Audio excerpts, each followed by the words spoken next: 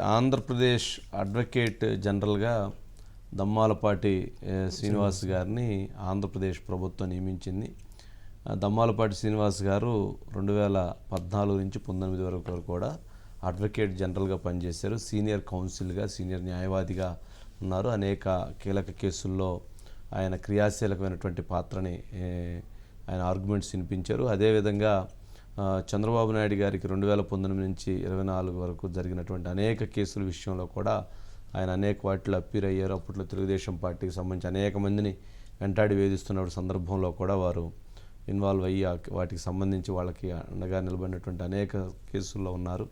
మరి దమ్మాలపాటి శ్రీనివాస్ గారికి మహా న్యూస్ తరపున ప్రత్యేకంగా వారికి అభినందనలు తెలియజేస్తూ ఉన్నాం. కంగ్రాచులేషన్స్ దమ్మాలపాటి శ్రీనివాస్ గారు. ఇక అదేవిధంగా అంటే దాదాపు దీంట్లో క్రియాశీలకంగా దమ్మాలపాటి శ్రీనివాస్ గారికి, అదేవిధంగా ఉన్నం మురళీధర్రావు గారి పేరు, పోసాని గారి పేరు క్రియాశీలకంగా వినిపించింది.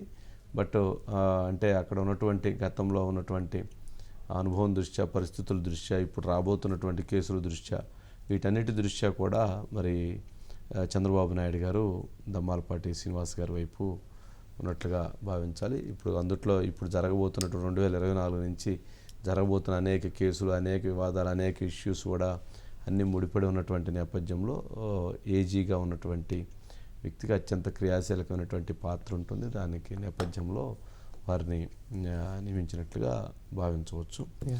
ఓవరాల్గా ఉన్నటువంటి సబ్జెక్టు